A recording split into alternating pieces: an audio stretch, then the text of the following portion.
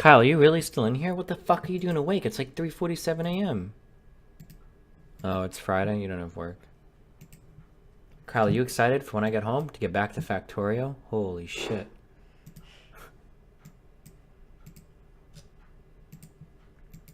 What is the point of that game?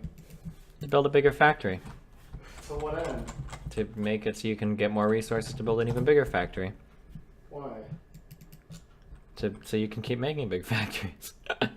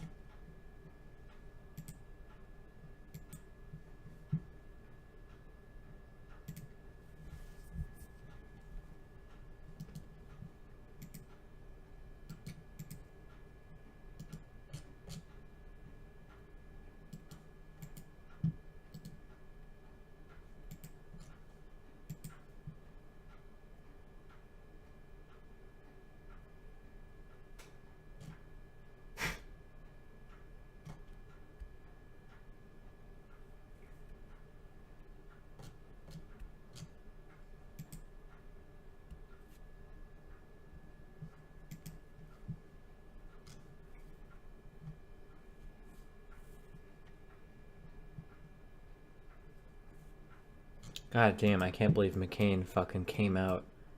Was it a 49-51 vote? Yeah, it was, right?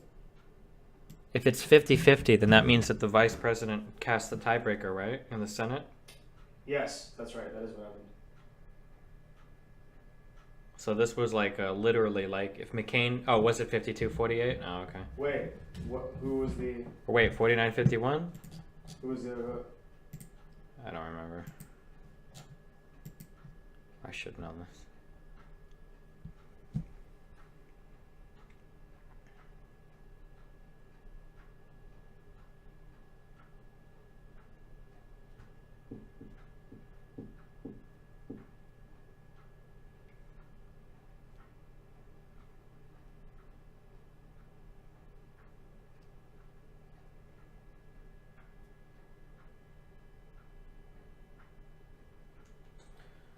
Alright, dude, are you ready? Yeah, dude. I am.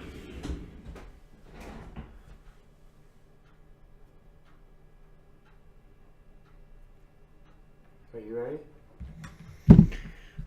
Yeah, this is gonna be really disappointing though. Are you ready? I know, because one of two things is gonna happen. Either we're gonna actually agree, or you're gonna get destroyed in this debate. I think that what's gonna happen is you're gonna be like, oh, well, I wasn't really talking about those things. And then you're gonna be like, well, I guess we kind of have to agree to disagree, or we'll see what the future holds. Oh, really? Because that sounds like the tactic you pulled last time when I won AI. No, I don't know. I don't think so. Okay. So what exactly is the topic? Alright. The topic is about Ethereum, but first I need to understand what your position is. Okay, my position is that I don't think that any time in the foreseeable future, Define foreseeable. I'll say 20 to 40 years, will there ever be like a widespread adoption of cryptocurrencies? Define widespread adoption. People able to pay any type of taxes, or like respectable companies offering their employees compensation in a cryptocurrency only. Okay. Do you believe that cryptocurrency will ever be used on a wide level as defined by, like, let's say $100 billion in market cap or more to do transactions in the world? Yeah, probably. It wouldn't surprise me if we were close to or already at that. Yeah, we are. Hey man, Okay. But I don't consider it real currency. Okay. If you accept, like, if you say like, oh, like we accept X currency, and then you take it and you've got somebody, so like this happened with Bitcoin for a long time, is people started to accept it, but what they really did was they got paid in that and they cashed it out into USD immediately. Yes. So I don't think that that's like a viable, I don't think that counts. Right? Okay, so then my position is that within 20 years, I think that Ethereum will probably account for at least 1% of the world's total transactions in terms of like its global economy. At least 1%. And probably closer to 1 to 5%. That's position number one. Position number two is I think that the smart contract and the EVM network, which I'll explain later, will totally redefine the way that we solve problems and how we look at technology as a whole. So I have to like start with like what you know, okay? Do you know a lot about the blockchain and what it does? A little bit. Okay. So here's my understanding of the blockchain. Okay. When you talk about the blockchain, I'm going to be speaking specifically to Bitcoin, but I assume most blockchains are similar.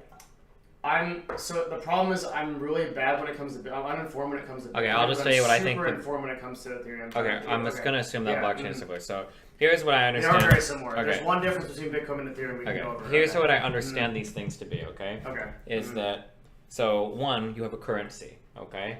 In order to mine this currency, you're solving incredibly complicated algorithms looking for certain solutions. And it takes a lot of computational power to find them. And it's kind of like finding primes, where the early ones are quick and easy to mine, but you reach levels of difficulty where it gets harder and harder and harder to mine. Is this okay so far? Sort of. Yeah. Yeah. Okay. So what am I missing so far? That's how you mine the currency.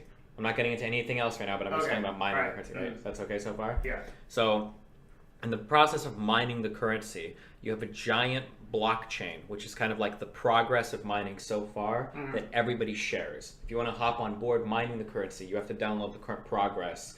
And I think with Bitcoin, there's a way of distributing the hashes or problems to people, and there's like weird shit. I don't know exactly what it is, but everybody has to be kept up on the progress of the current mining expedition, right? Okay. Right? As part of the blockchain, as part of that, you also perform all of the lifting involved in everything having to do with the currency. So part of that blockchain will also be like processing transactions, right? Okay. And if you process a transaction, I don't know where, oh, it's from the people trading. People will pay out a small percentage of their whatever to the people that mine it so that you're getting paid for processing transactions. No. Okay. That's not, don't you make money processing? No, the network itself awards, well, in Ethereum's case, I don't know how it works with Bitcoin again. Okay, so the difference between, you're right up until, the difference between Ethereum and Bitcoin is that Ethereum works off a system called smart contracts.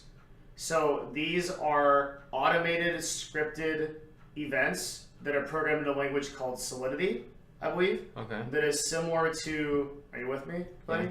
Yep. You gotta Oh yeah, stay sorry. I'm focused. just okay. Yeah, okay. So I'm just making sure you're not saying anything that's really fucking wrong. Okay. Okay. Yeah. Okay, go ahead. All right. So there's a programming language called Solidity. Okay. That programming language is similar to C or Java. Okay. And what it does is it builds scripts that are essentially contractual agreements between two sides, okay, two computers, and these are uploaded objectively onto the EVM, the network, the Ethereum virtual network, okay. Okay. So what a smart contract usually is for financial agreements. So if you pay me $30 to paint your fence, or more likely I pay you $30 to paint my fence, right? Then we would be able to actually define that contract and its length, its restrictions, and it would be uploaded into the network and then actually verified on that network, and that transaction would go through. Okay, so but who verifies it? The network itself. Well, yeah, so other and people, the scripts. right? No, all of this is automated. Okay, but automated by who? There has to be some machine that processes this transaction. It's the language of the script. However the script is written is what is executed. The contract itself is the script, which is written in, I believe it's Solidity. The chat can tell me. I think it's called Solidity, but it's a contract similar to it's a programming language similar to C or Java. Okay. So this is pretty complicated shit. But okay, Sure. let's back up. Like, okay, so the purpose of this network, that's like a lot of the stuff, the reason why Ethereum and all this stuff in crypto gets so complicated is because people focus on a lot of stuff like the mining and all that stuff works. And it's too complicated for like anyone who doesn't get into like really deep programming to understand. Yeah, that's fine. It's not relevant to my argument anyway. So okay, fine. Yeah. So the only assumptions I need to set up are like ones that about the fundamental means of the network, so that I can show how it's going to progress humanity forward. Okay. So the way that Ethereum is awarded, again, I don't know about Bitcoin. Ethereum is awarded almost on RNG. You're sort of awarded by the network for donating to it. Imagine like every computer on the EVM is donating a small percentage of its computational power. Yeah, okay? that sounds similar to Bitcoin, yeah. Okay, so that computational power then goes into a pool of sorts, which can then be queued to solve problems. And when you say solve problems, do some of those include transactions? No, but what you said before about Bitcoin applies to Ethereum. So some of the load of the transactional load is handled by EVM. Okay. But there's CPU left over that is basically put into a queue to solve problems. Okay. So those problems can be anything. It could be where did I leave my car keys? I mean, I'm obviously not going to know that, but it could be something like how much square footage would we need to fill in Nevada to have solar power for the entire United States, right? And it can do that calculation. And as AI advances, right, and I define AI differently than you. We're not going to go off on that, but just for the purpose of this, I define AI as solving complex problems. Okay. So the ability for computers to increasingly solve problems that are very difficult for us because we have emotional biases or political biases. Okay. Okay. So let's take a problem like infinite energy, right? Like storing fusion power. A very hard thing. We can't do it right now, right? Or our nuclear power plants. Do they provide proper ROI when you consider like the possibility of meltdowns? Yeah, multivariable, really highly complicated. Okay. Are these things essentially solvable by humans? We're always getting involved in this emotional BS, right? Well, the smart network can eventually answer those questions. Okay. You can. Somebody's asking, are you referring to Golem? No, I believe it's for the programming language. No, Golem's something very different. Okay. Golem is an actual central nexus for transactions. It's like it's called Solidity. It's the actual programming language that smart contracts are okay. in. All right. Yeah. Okay. So when people think of Ethereum, they think of the currency itself, and I can make an argument for the currency's efficacy. Okay, but you're more concerned about the blockchain itself. I'm starting there because I think it's a stronger argument than what I'm going to put down because there's a lot of subjectivity in the actual Ethereum argument, and we can go back and forth. But this is one that I think is going to be really tough to beat. Well, then you're just talking about because all of my arguments would have been about the currency. You're just arguing then in favor of like a distributed computational program, right? SETI already does stuff like this more or less, right? Yeah, SETI was, but I think for specific tasks, right? Yeah, I don't know much about it. But I think it wasn't that for no, that was for astronomy, mapping stars and stuff. Yeah, right? there was one for protein folding. Yeah, folding at home, I think is what it was called. Yeah. The problem is that SETI, so SETI, it's because this is based off the currency that the strength of this network is actually going to be a lot more significant than SETI, right? Because people are more incentivized to use this network and donate computational power because they're getting paid for it, right? Sure. At a rate that so Ethereum has a coded rate of inflation that's called Casper, I believe, is the program that runs it. Okay, it's like an intelligent program that runs it. I believe that it's set till 2065, and then the last rate of inflation is 1.65%. If I'm right. Okay. Chat can correct me. I'm pretty sure it's close to right. So again, like all this is coming from memory and what I know, so it's like a little bit. Can you scoot up a little bit? The mic's bad. Okay. Yeah. Okay. We'll get a little bit more intimate here. Okay. Steven. Okay. Okay. Sorry, guys. No, I do understand cryptocurrency. I think that he doesn't. Don't.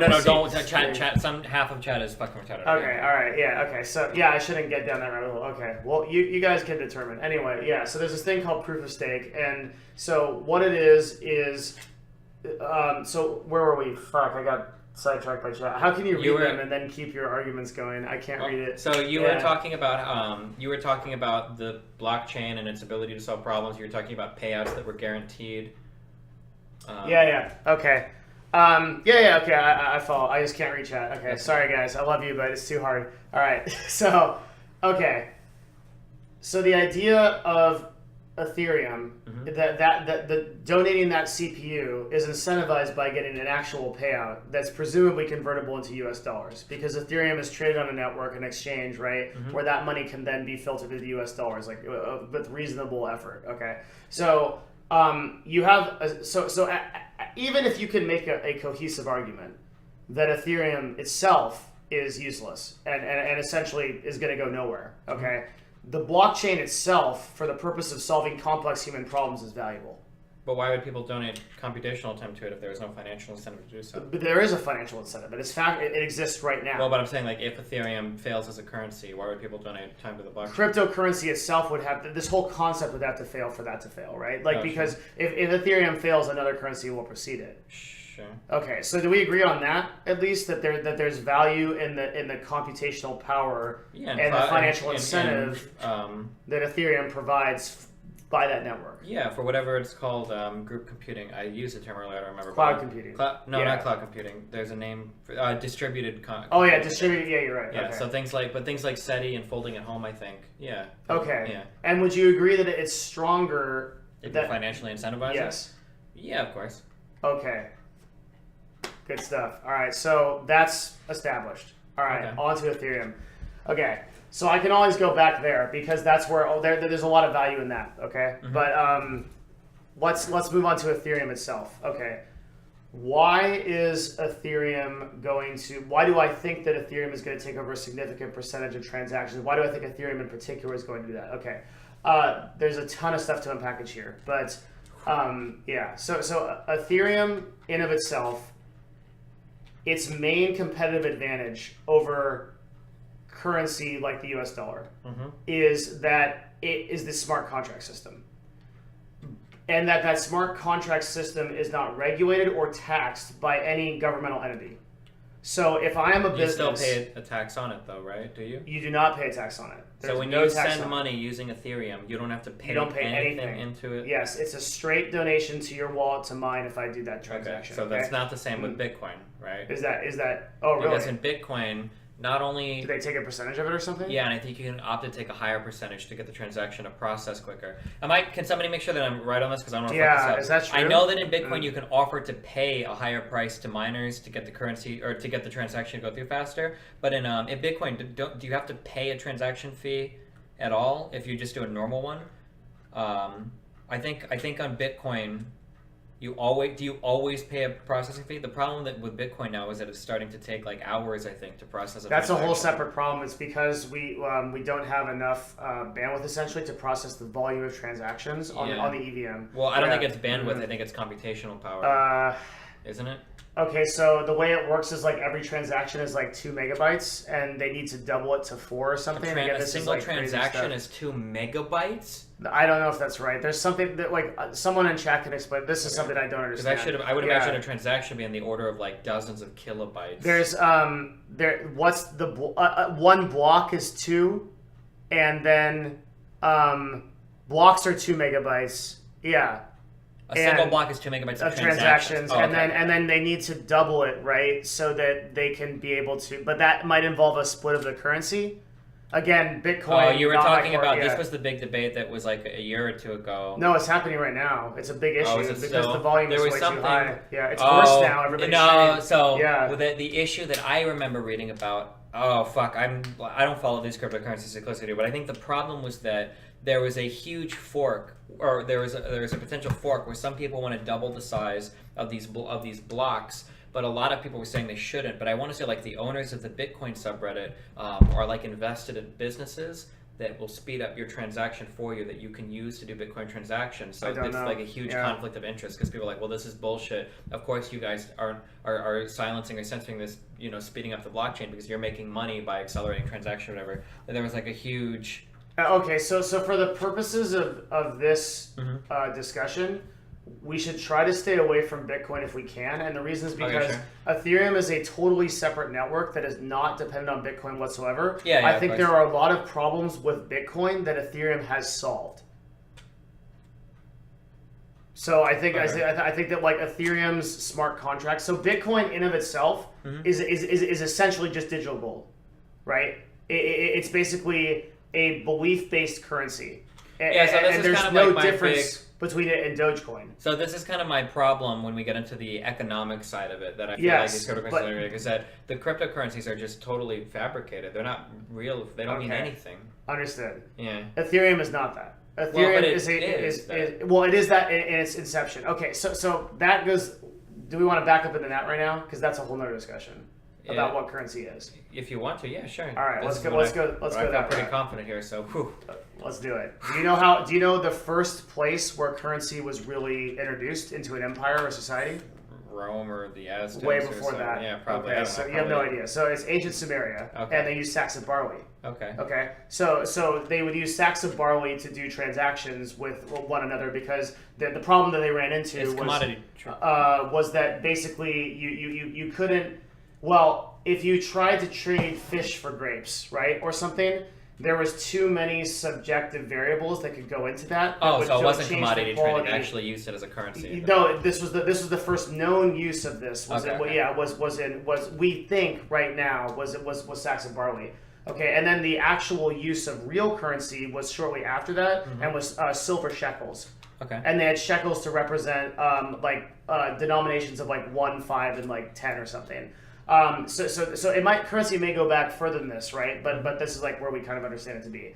So there was too much variance. If I tried to trade you, what are they typing that for? Because you said shekel. Oh, okay. Sorry. Okay, they're really called silver shekels. Yeah. Okay. So there's too much variance between the two things. So if I try to trade you grapes for like fish in the previous example, maybe the fish weren't that great this season, so there's like some subjective value there. Maybe like the same problem that Bitcoin has now. But you keep bringing up Bitcoin when I keep telling you to not utilize it as a variant. I could probably say Ethereum as well. I could probably say Ethereum as well. If you were to pay me 100 Ethereums, or what are they called?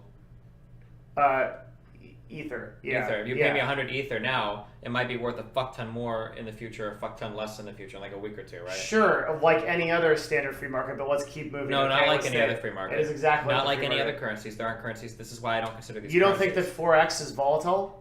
Not you don't think you look at what Argentina happened in the 80s, where now you're going to bring up Argentina and Greece aren't the norm. A normal currency doesn't fluctuate by 10%. It depends on what you define as normal. A currency from a first world country that isn't like Greece or Argentina or some country undergoing, or the Soviet Union. Those countries were first world countries and were very strong economies before they collapsed. Germany was a very strong economy and before World War I, and the currency became useless because of hyperinflation. Okay. So don't say that never happened in first world country. So now, your currency has the stability of a country undergoing hyperinflation or collapsing. I would agree with that if that's what you want to define like currency as. Like. No, I'm just trying to establish that this stuff does happen in first world countries. It does, but it's considered catastrophic. Yes. Whereas for cryptos, it's the norm.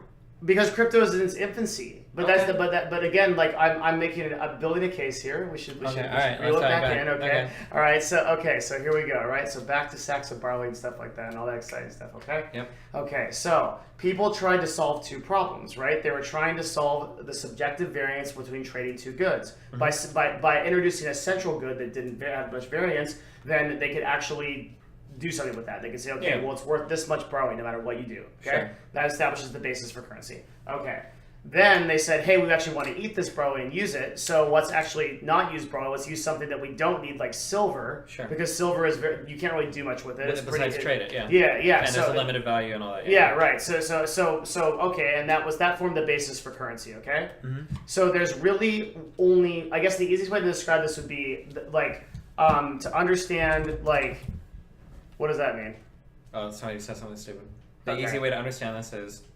The easy way to understand this is, let's take like religion, for example, okay? Religion requires you to believe in something, yes? Yeah. Okay. What currency is, at its core, is it requires you to believe that other people believe in something. As long as everyone agrees ubiquitously that currency is worth something, then it is. And that is the only real definition of currency.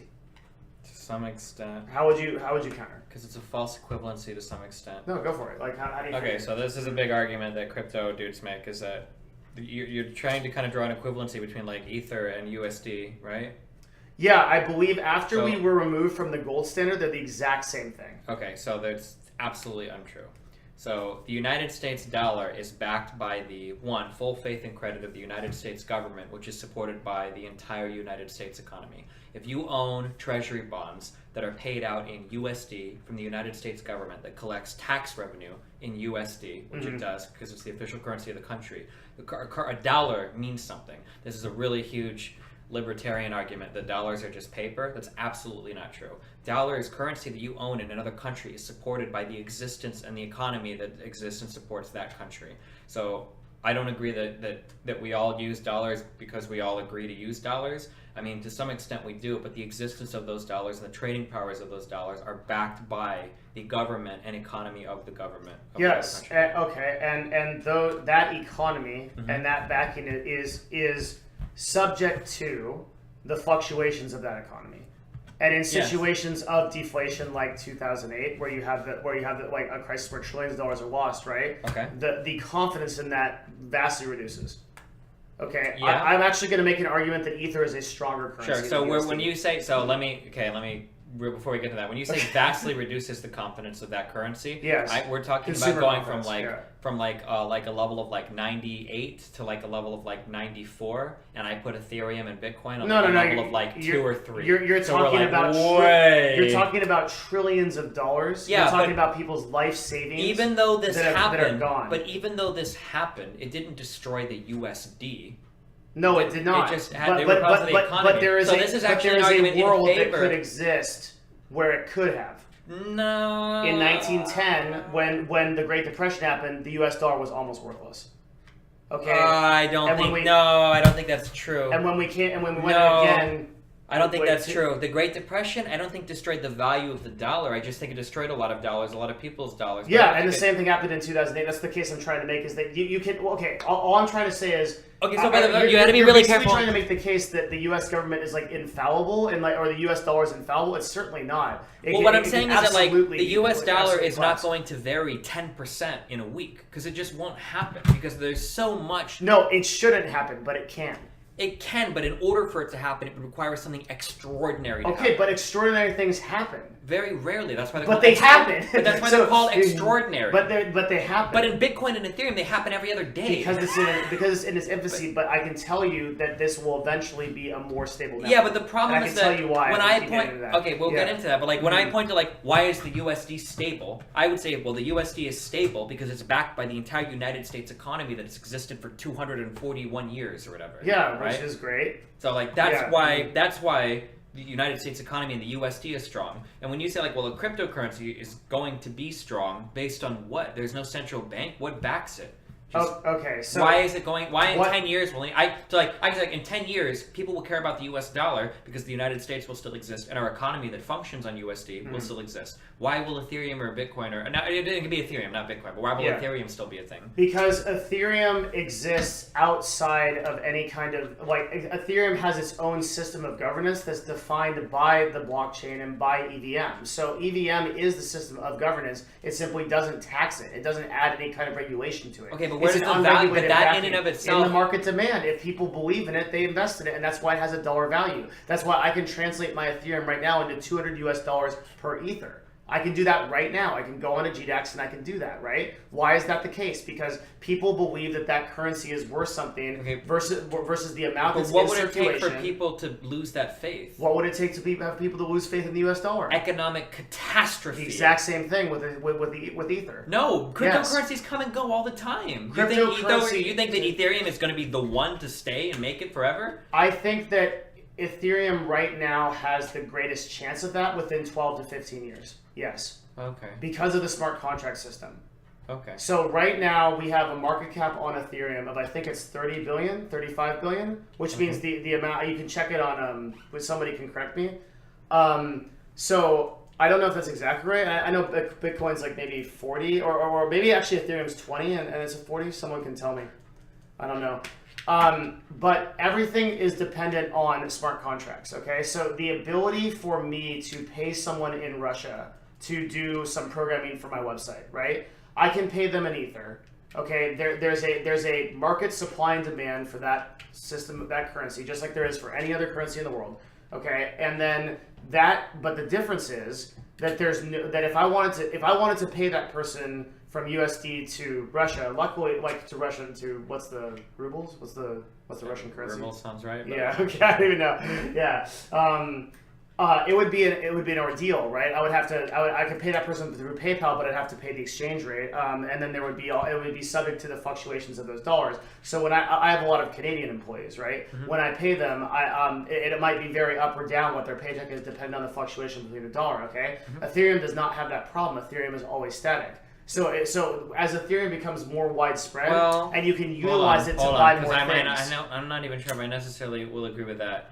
That Ethereum has a static value. No, it doesn't yet. It does not yet. Yeah, it doesn't. Because people actually value cryptocurrencies probably mostly in USD right now. Where someone will say, like, if you're giving me a Bitcoin... You can't, like, I can get a credit card that has Ethereum on it, but it's not legitimately like that because, like you had noted before... Yeah, because, like, let's say I want to sell a product. Like, if I'm going to sell you a Samsung S8 Plus... Yeah, I'm really buying it in USD. Sure. Yeah. I'm not selling it for 2 Ethereum. I don't care what 2 Ethereum is. Goes back to... So that's why I tried to set the basis for the start of the argument, right? Which is currency is agreed upon when everyone says ubiquitously that it is a system of trading for all things, okay? Yeah. And that's why Ether has to evolve into that. Ether has to be accepted as a tradable thing for all currencies. Sure. And it can't do that right now because there's technological barriers to utilizing it, right? It's very hard to get into Ethereum for the average person. For sure. There's no way that anybody that like goes to like a Walmart or any thing like that will ever be able to figure it out. Yeah, right? But when those systems become more ubiquitous and when those systems become more utilized and you can get a credit card in Ethereum and stores take Ethereum and Starbucks takes Ethereum, and all these things start going through, right? Then that all of a sudden, before you know it, becomes a system of legitimate transactions. Now you might wonder, why would people bother to do that? Why would people just not use US dollars? Because there's a fucking income tax on US dollars. Because you have to pay federal tax on US dollars. Because you get 30 to 50% of your income, depending on what bracket you're in, taken away from by the US government. All these things are solved with Ethereum. You don't pay any tax. You don't think if people started to pay out Ethereum and wages, you don't think the government would find a way to tax that? But that's not relevant to the argument. Like what? Well, you're trying to make it sound like they're going to switch because they don't have to pay taxes on it. Well, then I have to be able to counter that and say, well, of course you would have to pay taxes on it. It'd probably be treated like a commodity. Okay. So like, but that in of itself doesn't actually like attack Ethereum. Well, you're saying one reason why people will switch is because of reason A. So no, I'm saying that businesses will always do what they can to maximize their profits, right? In theory. Sure. Okay, so if I as CLG could pay all of my employees in Ethereum and I could skip my 28% payroll tax, would I not do that? I would absolutely do that, right? You would, but if that was a realistic possibility, and everyone was doing it, now the government might get involved. Then the government would definitely get involved, and that wouldn't be a realistic possibility. Okay, because why? So then my next question is, how would the government get involved? Somehow. What's somehow? We need to be specific because they can't control the EVM. I mean, they can't touch the EVM. How? I mean, it depends on how technical you want to get. If Ethereum were to become that popular, it's possible you could see some sort of legislation push that would give ISPs the ability to control what type of network activity is allowed. So they'd be able to ban exchanges? They could VPN? Something like that. Maybe that kind of internet traffic would be filtered or monitored by the FBI. Maybe they would set up honeypots or something. Does the Ethereum chain track every single... So I think if you download like the blockchain to mine, you have a record of every transaction that's ever occurred. It's the same with Ethereum. So like maybe they would start launching kind of like, you know how like Silk Road was busted? Maybe investigations into companies that... Or actually, I'm sorry, this is all absurdly, retardedly complicated. They would just do this via your tax filings and your assets and everything, right? No, I'm glad you brought that up because if the money never enters US dollars, they never even see it. They don't have But that's what I'm saying. If you have like a car and a house or some shit and you do like an IRS filing or something and the records aren't matching, then it would be like similar. So you think the IRS is going to match your assets to what you buy and sell in Ether when they have no record of that? To some extent. This is how, well, yeah, of course. This is how the IRS catches people on tax fraud all the time. This is how you can get dinged if you, like, let's say that you... the IRS catches you because you're moving absurd amounts of cash around. No, not necessarily. Like, let's say that you're paying... Oh, fuck. I don't know this as well, but like if you're paying, let's say that you're paying like a mortgage and you take like a deduction on like your interest rate on your mortgage or something, and it's like a pretty high deduction, like it's obvious you're paying a $4,000 or $5,000 a month mortgage, and you show for income like 40 or 50 grand, like on your IRS filings, like okay, well there's more money here, like something is going on, right? These are ways that and there are a lot of different ways like that. Yeah, but there's no legal requirement for you to pay for like your house in U.S. dollars. No, but you'll get flagged by the IRS, and then if you get audited, then the IRS is going to want to see a record of assets. If you made income in the United States, you have to report it and pay taxes on it. If that income is not in U.S. dollars, you're not required to do anything with it. There's no way that's true. If I make all my income in Ethereum, and in theory I pay for everything that I have on it, it's not illegal. If you make money right now, if you work for a Canadian company, they pay you like 10,000 CAD, and you work in the United States, I'm almost positive you have to pay income tax on that. Yeah, of course, but that's not what I'm saying. I'm saying if there is no transaction in fiat currency in this instance, okay? Sure. If you pay me $30, even if somebody paid you in commodity, you would have to pay taxes on that. What I'm saying is, if you pay me 1 ether to paint your fence, the U.S. government is not involved in that transaction. But let's say I pay you in cars, the U.S. government would be interested in that transaction. If you pay me in a car? Yeah. Why? If you did, because that asset would be taxed. I need like a tax professional. But like, oh, is Kyle here? Like, if you were to do a job for me and I were to give you a car for it, like, you would actually be legally required to account for that gift on your income tax form. I don't know exactly what. What if you pay me in teddy bears? Sure, if it had a substantial dollar value, I don't know what the overage on the dollar value, whatever. So you're saying the IRS has some kind of limit or bracket of there's like a thing, for like if a commodity is worth a certain dollar value, that it has to be reported as income? It's supposed to be reported, yeah. Okay. Because then people could get around, people could get around a lot of tax loopholes like this. Like let's say that my girlfriend, or let's say a friend wants a car, and I made $140,000 or whatever, right, last year, and that money is like in a high tax bracket or something, or like you buy a car and you give it to a friend, or you pay them or something, like in a car or whatever, or somebody doesn't want to pay taxes, and like you buy them a $30,000 car and give it to them, and now all of a sudden they've got it, or say they make more money. And do you understand what I'm saying? Sorry, that was really convoluted. No, let's say I make $100,000, this guy makes $50,000, okay? Yeah. And I want to pay this guy for like a $30,000 project. If I give him $30,000, that's going on top of his income, right? That's going to be the highest tax bracket or whatever. Well, if I just pay him in a $30,000 car, now he doesn't have to pay any taxes he wanted it, right? You're not able to do that. The IRS will want to dip into that and tax that. If you go like on a game show and you win like a car or something, like you have to pay taxes on that as a gift. Well, yeah, of course. Yeah. Yeah. So you can't give somebody, like pay somebody in a type of commodity, whether it's teddy bears or whatever. They're legally supposed to. Your argument, I think, was more that it would be really hard to track, which I agree. No, my argument is that my argument is that I understand that if you have a certain thing of value, and you give it to someone beyond a certain limit, that is taxable. Yeah. Because it can be considered a gift or whatever. Yeah. But what I don't understand is, like, that's all like a very subjective like reality, like where you're assuming that the government is going to essentially regulate this. Well, if it ever got to a point to where a significant number of people were using it, then yeah, of course they would. But how would that manifest? Like, how would that even look? Like, what's that system look like? And even if it's so, like, I think that harsh penalties and honeypots would start to work. So somebody shows up and starts offering you jobs or whatever, in ETH or whatever, and if you take it, then the FBI dings you and you get legal trouble or whatever for it. And you think that's going to fly on like that people are actually going to go for that, and like they're going to, like, the government basically preventing a free market currency from existing is going to be like acceptable? Well, like, technically, creating another currency is actually a federal crime. You're not actually technically allowed to do that. Okay. If you create does anybody have there's like a specific name for it. I know this because I was a huge libertarian when I was younger, and I wanted to get into I think they were called Ron Paul dollars, but somebody was trying to make dollars that were backed by gold, but it's actually illegal to create a competing currency in the United States. But okay. So your argument is that Ethereum will never spread because of government regulation? Well, I'm saying, if it ever got to that point. I mean, this isn't an argument against that necessarily. It's an argument against the idea that it would exist without taxes. And then that was going back to your argument that people will switch to it because it won't be taxed. And I don't think that's a legitimate argument, because if enough people switch to it, I think it would be taxed. That's fair. Okay. Yeah, I think that's a very fair point.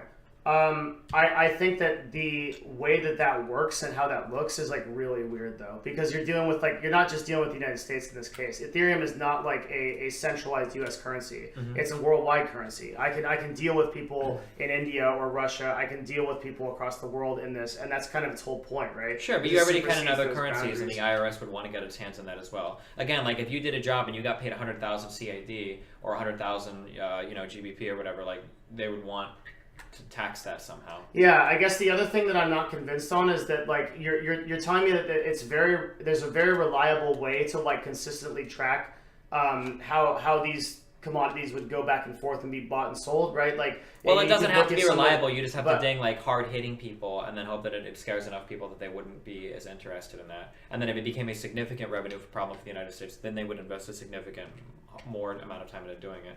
But like selective enforcement is a way to keep people behaving. Like that's how traffic laws work, is by selective enforcement. Yeah, that's how everything right? works. Yeah. Yeah, ultimately, like all law basically works that Well, way. not Yeah. all, but most. Well, you can't enforce everything across the board. Well, They, but for like, some yeah, crimes like murder or whatever, they are pretty. there's a lot of murders that don't get solved. Yeah, but yeah, most of them are probably pretty heavily investigated. you think so? Well, compared to like speeding, right, or running Yeah, stop signs. of course.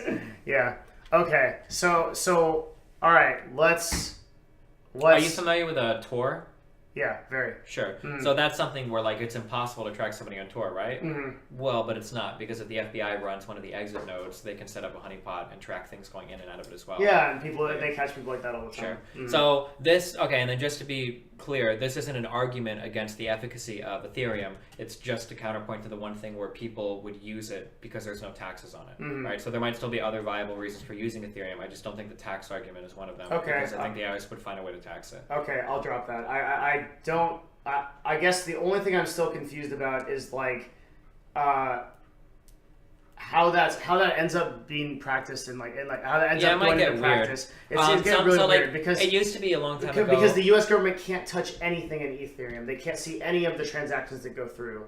But being able so But because if they make everything. it like a legal requirement to disclose it on an IRS tax form and you don't do it and you know you'll suffer. But again, like what I'm saying is like when you have a fiat currency like U.S. dollars and you have to transact in it at some point, then it's like that provides huge leverage to the IRS to be able to go into those records and define that stuff. But that stuff doesn't exist. I like the one thing I won't concede is I think it's a lot harder to do that than you think, No, well, it is A lot harder, harder. but the problem becomes especially the in mass. problem becomes Yeah. the liability. That's the scary part. Like, let's Mhm. say that you run an entire business. Yeah, you won't and risk you pay. it. Yeah, Yeah. because Mhm. you're one IRS call away from like, hey, like your business is pretty large. We do have some IRS records of large transactions that you have made in USD. Inevitably, you will deal with it at some point, right? Mhm. And your business reports like almost no earnings. Like we want to see a record of your assets and we want access to your books to see like what exactly is going on. And it's like, okay, well my entire business is fucked now. Everything is over. You know, like that would be like a really You'll never scary. take that risk. I mean, there's basically stuff that we can do now Uh-huh. without even using their currency that we can do that in, and we won't take the liability because there's too much risk. Yeah, sure. Like Yeah. 1099ing everybody instead of W2ing people, right? Sure. Yeah. Yeah. CLG doesn't do that, by the way. But Yeah. you could probably get away with it. It But, wouldn't be that much of an advantage though if we did.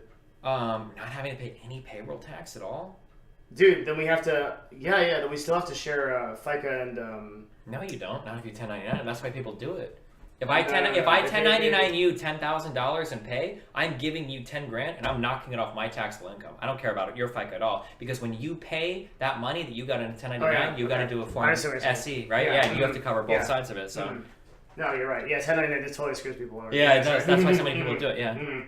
Um, In esports, it was happening forever. I think it's still happening actually. On most Sure, companies. Yeah, but that's sorry, why. But yeah. that's why Mhm. people do it. Mhm. But like people just don't get caught that much, right? Selective enforcement. Technically, what I do is probably a loophole that shouldn't exist, where you file an LLC and then you elect as a single payer S corp, so that you don't have to pay. You can pay yourself in distributions as an owner, and then you don't Aren't have you? to pay. If you're in an LLC as just a single person, aren't you considered a sole proprietor no matter what? No, because you can elect for an S corp filing as long as you file. There's a form for it. Kyle knows it. There's a form that you can file. So you're an LLC that you elect I to file file as an S as an S corp. Yeah. Okay. So But you're, that so you're S not a corp single election entity. allows me to pay myself dividends that don't get paid. That I don't have to pay payroll tax on. Okay, so then what are you charged? Are you like I just what pay point- income tax on it. Just federal or- income tax. OIT? Yeah, and no Okay. payroll, which is brutal. Is that subject to capital gains after a year too? No, it's Okay, just payroll. that'd be OP. Yeah, Okay, yeah. Okay, so you skip the 28% payroll tax. Is it 28%? I think so. No, yeah. I think it's 15.9. It's like it's something like that. It's not 28, but it's still high. It's like a good like 15, 16%. Okay. Mhm. Okay, So I don't think the tax thing is a big thing. Is it I think viable argument? I think Okay. the technological hurdle is still really big. Maybe In what that'll sense? change in terms of getting fucking retards to use it. Like, you still have problems even with Bitcoin where people that are even somewhat technologically savvy will, like, lose their money or lose their cold wallet. Yeah, or it gets hacked. Like, Or it gets the, hacked. Mt. That's Gox really thing. scary too. Yeah. One of the biggest scary things about the lack of central banking or the lack of any official currency thing is that if you lose out, you're fucked. If somebody hacks your shit and steals your shit, like if your bank Yeah, it's account at not Wells FDIC Fargo, insurance, so you don't have to. If I lose Yeah, my but money even- in Wells Fargo, then up to what is it like? Actually, it's more now, right? It's like $400,000. it used to be 100. I think it got up to 250. Up to 250, but I think it got up to further, right? And I think it's it did also, after the housing crisis. It's also right? per account too. So if I have 250 in Bank of America and 250 in Wells Fargo, then I'm protected. Yeah. Yeah.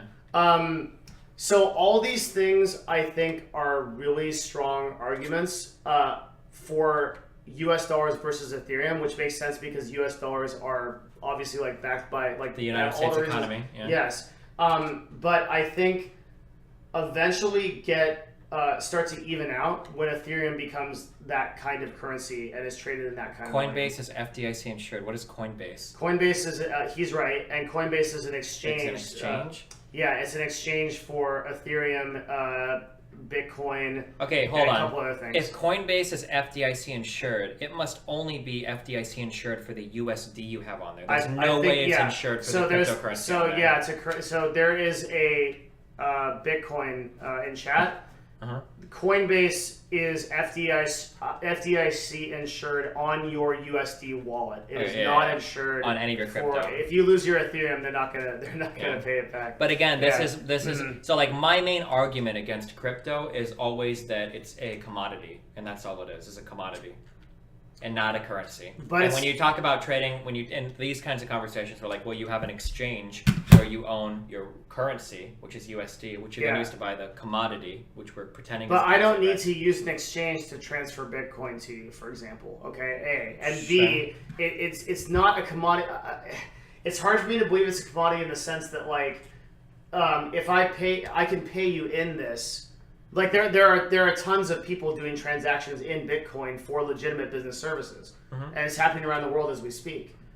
But you don't see that in something like corn. There's not like a bunch of people just paying each other in corn. Sure, like, probably because of ease of trade is so difficult, but I mean, like for there whatever. are other like, problems at what point with it, does like, a commodity become a currency then? Well, at the point where it's backed by something one huge thing, and this ties into being backed by something, is the volatility is just brutal.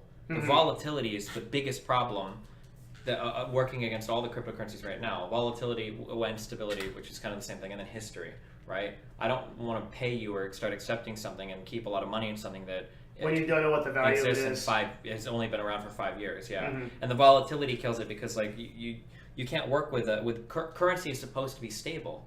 It has to be because it's currency. Yeah. Like what you said. Remember, like your arguments earlier were arguments against using commodities to trade because the value of the commodity fluctuates. Maybe the fish was a bad year for fish, and now they're not worth as much. So how do you measure that, right? That's really hard. Well, no, I said that was a justification for currency coming to Yeah, I know, but you were talking about a problem of a commodity, right? As a commodity prices can fluctuate quite a bit. The problem of the there being currency too should many always variables to be able to actually but the ascertain currency what the should price always be like it's a different. But I wasn't making an argument for stability. I'm saying there's too many variables to be able to actually ascertain the proper price of a commodity. So you need but the variables go into the variability and the but it turns out that the currency isn't a perfect system because again, like currencies get destroyed and recreated all the time. But those are considered catastrophic events, right?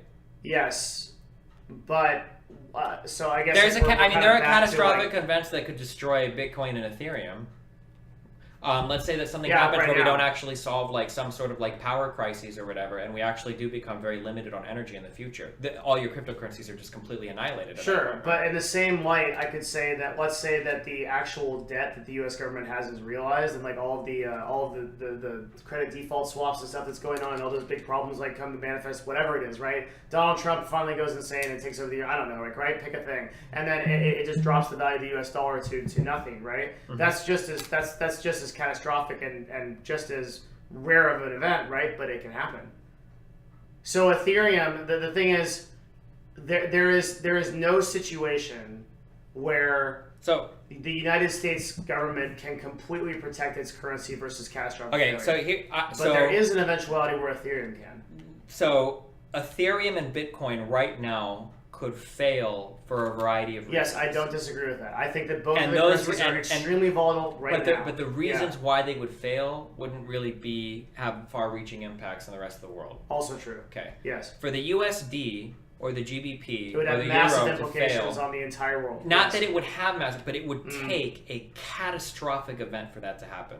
For the USD to fail would take something unbelievable. Yes, to but happen. you're comparing the power of the U.S. dollar and its backing right now versus the power of Ethereum and its backing right now. Those two things are not comparable in this current ecosystem. Okay. Gotcha. Like yes, the U.S. dollar is infinitely stronger than Ethereum as it currently stands. But as Ethereum grows, it will eventually reach a point where it stands on its own and eventually surpass the U.S. dollar because it is not backed by a government and it's not regulated. So so it can't basically be hurt by market fluctuations ultimately, because once it stands alone as a ubiquitous currency, and we can agree that a cup of coffee costs X Ethereum and a microphone costs X Ethereum. It can stand alone as a currency that's not regulated and not subject to market conditions because it doesn't have the problems of the U.S. dollar, which is like people printing money, people doing. If this was true, it would only. And first of all, printing money isn't necessarily a bad thing. No, I know, but If this however was the government chooses to interact with its This own would dollar. only be true for ecosystems that exclusively work with Ethereum. Like, you would have to have I don't want to say a country, because that would be impossible, but you would have to have an entire supply chain built in Ethereum for this to be relevant. Yeah, and I think that's being built. Like, so let's say that you're talking, let's say That's what the whole Ethereum Enterprise Alliance is. So basically. let's say that we are selling coffee for Ethereum. Mhm. To value that coffee at Ethereum, our supply has to be in Ethereum, which means that everything that they do has to be in Ethereum, which means that the gas that they buy needs to be in Ethereum, which means that the people that refine the gas has to Well, be no, in no, no, it Because was- if any of this is based in another currency at any point in the supply chain, then their price in Ethereum is going to fluctuate like crazy. Because, like, let's say, for instance, I go to buy a Starbucks. Yeah, One but cup of coffee is based on 1 ether, right? So if I buy a cup of coffee for 1 ether, well, that ether price is going to go up if at some point in the line they have to buy their gas, or they decide that a gallon of gas is 2 ether, but it's a country that works in a currency. Well, they don't give a fuck what the ether is. They want the currency, so they're going to be cashing it out in whatever currency, and the ether is going to fluctuate along with that. And if the price of ether is twice as much, then that will work its way down the supply chain, won't it? Yeah, but that's assuming that like you're entering like this weird impossible world where Ethereum is like its own like individual thing in existence. Like that's not how currencies actually work. I agree, currencies but you're interact giving, with each other all the yeah, time. I agree, but you're Yeah. living in this weird world where like you're saying that like it will be stable and free of all corruption or free of all influence. or I'm anything saying else, that but that market confidence in it will be stronger than the U.S. dollar by nature of the fact that the government gets involved in the U.S. dollar all the time and fucks stuff up because they're imperfect. But the Ethereum network just is the network. It's a set of programs. It just goes. It's not going to be subject to the same problems that like the government has with hyperinflation or hyperdeflation, things like that. yeah, but I guess At it's just some the problem point. is trying to get people on board with it because like why would you ever But look, care about that's what happening. about Ethereum? Look at the adoption. Look at the market cap. Look at how many Adoption people are where like. in the $40 billion that is of total Yeah, but transactions. how much of it is like useful transactions that are kept in Ethereum versus how much is like speculation, like a bunch of kids trying to out speculate, fuck each other up? I think a great deal is in viable transactions. That's why you have companies like Microsoft and countries like Germany that are starting to back it. That's why, like, I think. Yeah, but I by think, back it, you mean like accept payment in it and immediately cash it out to a real currency. And no, treat it as a I mean commodity. like like join the Microsoft actual- doesn't have a Bitcoin account, right? When they get paid in Bitcoin for any of their Windows Store shit, if they accept it, like I they're don't cashing know. it out immediately into USD. I'm pretty confident that I'm sure that Microsoft holds on to Ethereum, and you got to look at something called the Ethereum Enterprise Alliance. Okay. Which is a group of people that are agreeing on using Ethereum and smart contracts as a system of basically like transactions and currency. Mm-hmm. The Ethereum network is the ecosystem that revolves around the Ether token. It isn't a store of value like Bitcoin. So I think he's talking about your problems Is that an can be ecosystem solved that with it. revolves around the Ether token. Apparently this Store. guy does like blogging about it. Bitcoin, Yeah. Schmitcoin. Are you the guy that the one dude mentioned? No, Do you remember yeah, that? he is, yeah. Okay. Mhm. Fuck, Yeah. what was his name? Was it Bitcoin Schmidtcoin? That's the dude. Oh, Yeah. Okay. Oh, I didn't know if he had a different name for his Yeah. whatever. Yeah, he's probably an expert on this. He'd probably do better than I'm doing. Yeah, all of my big arguments against cryptocurrency generally come from the economic side of things. Like, it just seems really hard to bring people on board with the currency stuff.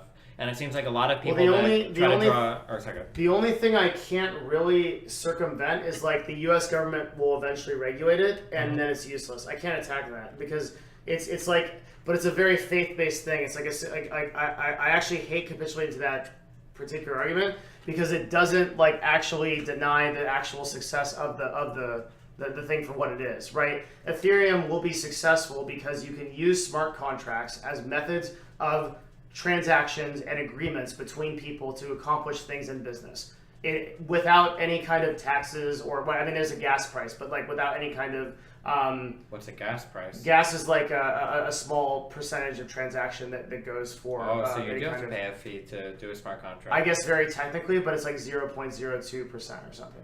Okay. And so you have a system of you have a contract that can be made between two entities or multiple entities that becomes an agreement for a service, product, or thing. And that can be executed completely outside of any kind of human arbitration or human judgment.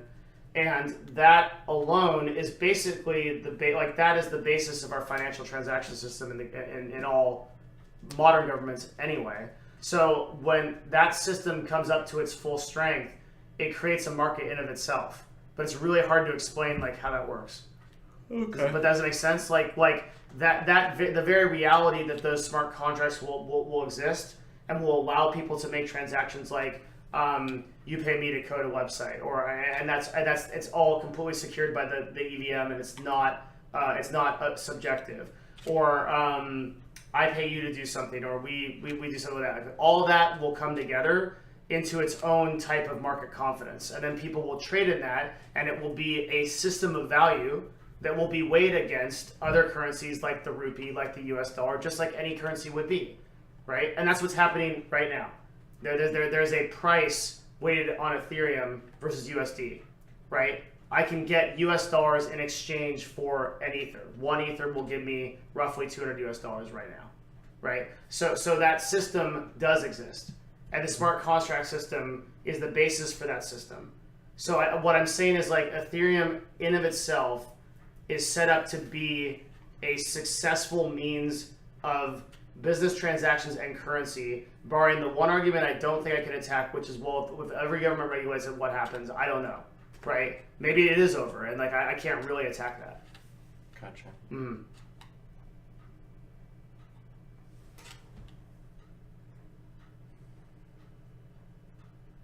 Do you want the Bitcoin Schmidtcoin guy to talk for a little bit? He knows a lot. Is there a way we can both hear him? I mean, I can just turn the headphones up a lot. Oh, baby. It's pretty fucking hot in here. Yeah.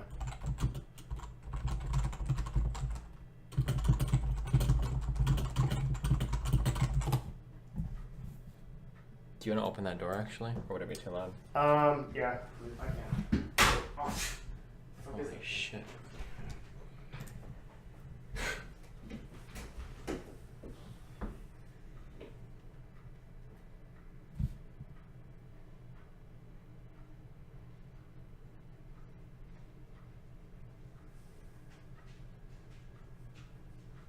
The fuck is that? Oh, really? It's Brian. Who's Brian again? Yeah, he's a late nighter. Wait, who is he again? Operations director. Oh, okay. I like to walk around sometimes late at night just to see what people are doing, you know? See if they're sleeping, working hard. It's a good idea, man. You should be a CEO. Oh.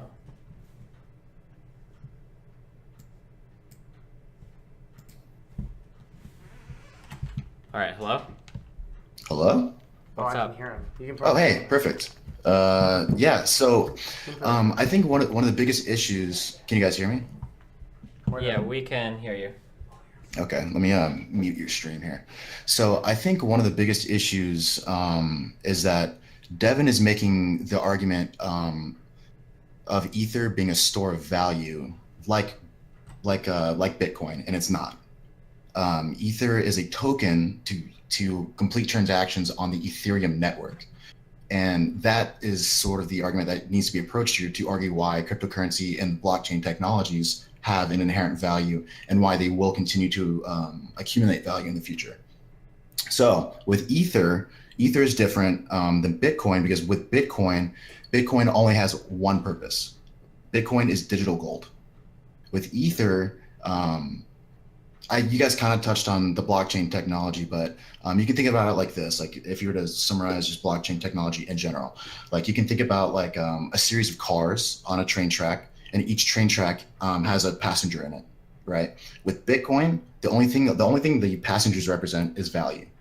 With Ethereum, every passenger is an agreement. So in the future, you can imagine like an infrastructure that has like deeds to your house on it.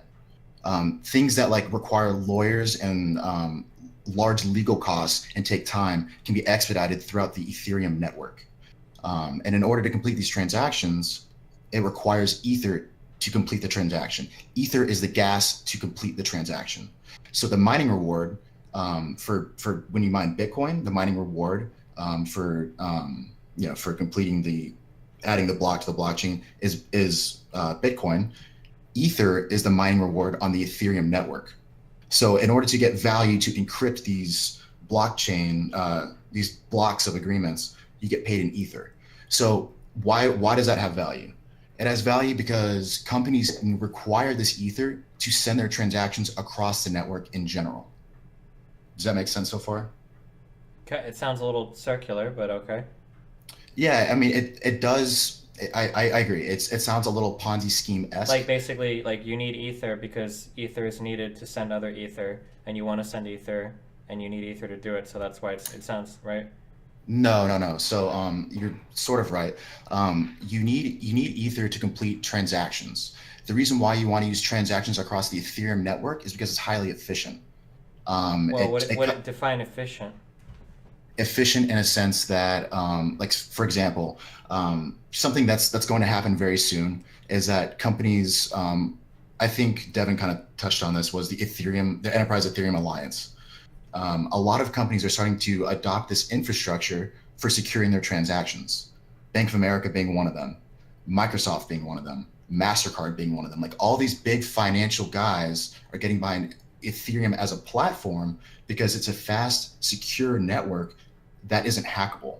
The network it's basically impossible to hack because it would require some stupid amount of computing power to fake a transaction. Is there is it subject to the 51% attack like Bitcoin is, or? What do you mean by the 51% attack? On Bitcoin, isn't it if you own 51% of the mining power, you can brute force transactions through that don't technically exist? Or is that not true? Am I making that up? So part of that issue is going to be solved in the future. So right now we're in this proof of stake, or I'm sorry, we're moving toward this proof of stake. Right now we're in proof of work. Proof of stake is going to solve that issue because it's going to prioritize. This could get really complex really quick, but essentially, yeah, you could have the 51% problem, but if you have someone with 51% of the mining power, the amount of money it takes to actually complete that mining is not worth faking the transaction in the first place. Like, well, wait, is this way too loud for stream now, guys? Sorry. You gotta turn it down on the output on OBS. Yeah. Sorry. The way that I thought this was, people were worried about this manifesting in the Bitcoin scene was that obviously for a single person to get 51% was impossible, but people were worried that some of the mining pools could theoretically hit 51%, which was a lot more reasonable. Yeah. So the mining pools are kind of an issue. If this is part of this ongoing. Wait, I see you talking. I don't hear any sound though. Maybe there's a delay with. Oh wait, I'm sorry. No, it's the mic is picking up the sound. Sorry, go ahead. So I fully agree, and this is part of this ongoing issue. There's this big scaling debate with Bitcoin and soon to be with the Ethereum network. This scaling debate. Basically, you've got large pools of miners that are coming together, and they're coming together to take a larger share of the mining of the block mining, because it's you can think about it like a random number generator. So like everyone on the network has a chance to solve this issue, but if you have more people on your side, you get more you get hit more often to solve this problem. It's Yeah, it's basically kind of like I think with the Bitcoin blockchain, and you can correct me if I'm wrong because my understanding of this is all very infantile. Like with Bitcoin, isn't it possible that you could theoretically mine for a long time, and the only thing you get paid out in is like the transactions that you process because other people might finish your block before you get the chance to, or you are like a dead end or whatever, and you just don't get anything out of it?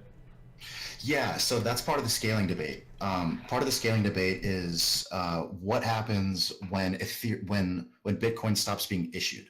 So right now, Bitcoin is being issued as a mining reward. They also get the transaction fees, but they get the mining reward from just the actual backbone of the Bitcoin blockchain. In the future, Bitcoin is inherently a deflationary currency because there's a cap on the total number of Bitcoin. I forget what the exact number is. Yeah, which is another problem that to be discussed on whether or not a deflationary currency could ever exist in today's markets. Yeah, and so part of the solution to this is with the transaction fees. So the miners get the transaction fees in lieu of these mining rewards in the future because they're not going to be issued anymore. That's just part of the code in the Bitcoin network. So yeah, that is definitely part of the scaling debate going on right now. But really, the biggest debate that's literally in 3 days, Bitcoin's going to hard fork, and what that means is that it's going to branch off into 2 separate currencies in 3 days. One of them is going to be Bitcoin as we Wait, know is it now. is this actually confirmed? This will really happen? Yeah. Or you think this will Yeah, happen? yeah. This is 100% confirmed. This would be catastrophic, won't it? Like, Yeah, it's going to wreck the market 100%. is this is 100% guaranteed going to happen that Bitcoin will hard fork? Yep. And this is because they can't come to an agreement on the 2 megabyte or 4 megabyte blockchain size, or So, there are 2 separate debates going on right now. One of them is going to be from the developer standpoint, and one of them is going to be from the user standpoint. So there was a previous debate that took place, it was solved a couple weeks ago with, it was called a user activated soft fork. And that was where users of the Bitcoin network said, well, we want this set of protocols to solve the scaling debate. And then there were developers that said, well, we want this set of protocols, and they couldn't come to an agreement. So they're coming to a hard fork on August 1st. So one of them is going to be Bitcoin as we know it now, just with the new upgrades from the user activated soft fork. But the hard fork it's called Bitcoin Cash. It's a very small portion of the Bitcoin community that wants to use this, but it's going to affect the entire community drastically. Mostly because you can think about it like this. It's like overnight, imagine the US dollar prints double the amount of currency and then just throws it on the network, or not network, but throws it into our economy, right? Like it wouldn't exactly cut the value of your dollar in half. I guess technically it would cut the value of your dollar in half. well, yeah, because now because of the Bitcoin, when it forks, you essentially double you double it, right? Essentially. Yeah, you're doubling it, but you're not doubling it for the same currency. Basically, you're causing a fracture within the community for people to either go to Bitcoin or Bitcoin Cash. So it reduces the user pool, the people that would actually use these for transactions. But this is one thing that's going to happen. For example, this is an example of something that's going to happen. If you're on this exchange called Kraken, so there's Coinbase, there's Kraken, there's a lot of these exchanges out there. If you're on Kraken and you own Bitcoin, come August 1st, your Bitcoin will then become Bitcoin and Bitcoin Cash. Yeah. So you'll just be all of a sudden printed this money. Like not printed, but for the terms of this argument, it's printed.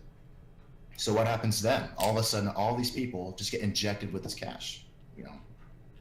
So what are they going to do? They're going to fucking sell it, right?